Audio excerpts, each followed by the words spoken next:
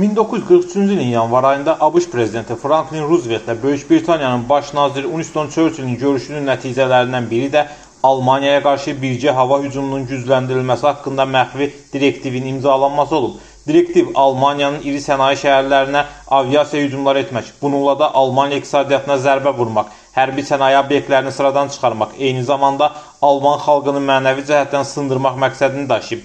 Direktivdə Böyük Britaniya hərbi qüvvələrinin Almaniyaya hava hücumlarını gündüz saatlarında, ABŞ-ın hücumlarının isə gecə saatlarında başlanması nəzərdə tutulub. Hədəf Almaniyanın ikinci böyük şəhəri, sənaye, ticarət və nəqliyyat mərkəzi olan Hamburq seçilib. Əməliyyatın keçirilməsi ABŞ-ın hərbi hava qüvvələrinin komandanı, ordu generalı Henry Arnoldla Böyük Britaniyanın hərbi hava qüvvələrinin komandanı qəssab ləqəbli Marshal Arthur Harrisə həvalə edilib. Əməliyyata şərt olaraq Homora adı verilib. Belə bir adın təşəbbüskarı Churchill olub. Niyə məhz Homora? Bu ad Yunan mifologiyasından gəlir. Belə ki, əfsanəyə görə Homora sakinləri günahlarına görə bu məkan Allah tərəfindən məhv edilib. Churchill əməliyyata belə bir adın verilməsini uyğun sayıb. Almanların dağıdıcılıq fəaliyyətinə görə Allah qarşısında ən böyük günah işlədən xalq kimi qiymətləndirib.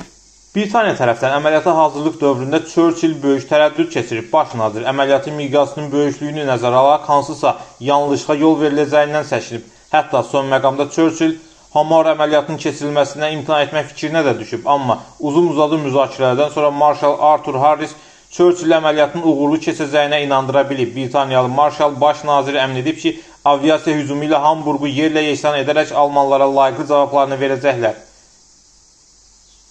Beləliklə, Churchill əməliyyatın keçirilməsinə rəsmi razılıq verdikdən sonra Marshal Arthur Harris 27 may 1943-cü ildə 178 saylı əmr imzalayıb. Əməliyyata 1943-cü il iyunun 24-dən 25-nə keçən gecə saat 00:57-də başlayıb.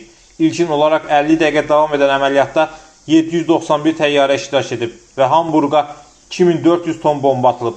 Homora əməliyyatı zamanı Hamburq şəhərində olan tikililərin 74% tamamilə dağılıb. Təxmini statistikaya görə ölənlərin sayı 50 min nəfəri ötüb. 200 mindən artıq insan müxtəlif dərəcəli bədən xəsarətləri alıb. Həlak olanların 8 min nəfəri uşaq, 21 min nəfəri qadın olub.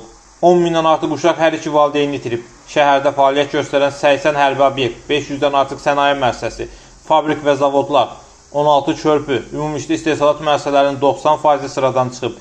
1 milyondan artıq insan yaşayış yerindən məhrum olub. 24 min yaşayış binası tamamilə yararsız vəziyyətə düşüb. Əməliyyatın ən dəhşətli günü iyulun 28-i olub. Həmin gün Hamburqa dağıdıcı bombalar atmaqla yanaşı yanğın törədən bombalar da atılıb. Rəsmi məlumata görə iyulun 28-də yanğınlardan ölənlərin sayı 30 min ötüb. Homora əməliyyatı bütövlükdə ABŞ-ın və Böyük Britaniyanın silahlı qüvvələrindən 100 min nəfər iştirak edib. Əvvəlcə əməliyyatda SSR-in iştirak etməsi də nəzərdə tutulub. Amma sonradan Stalin ağır Stalingrad döyüşlərindən sonra Homora əməliyyatına SSR-in silahlı qüvvələrinin cəlb edilməsini məqsədə uyğun saymayıb.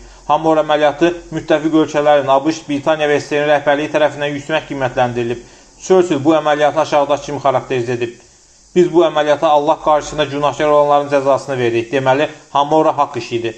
Haqlı olanlar isə həmişə qalib olur. Stalin isə Homora əməliyyatının əsas müəllifi olan Marshal Arthur Harrisi Suvorov ordeni ilə mükafatlandırıb.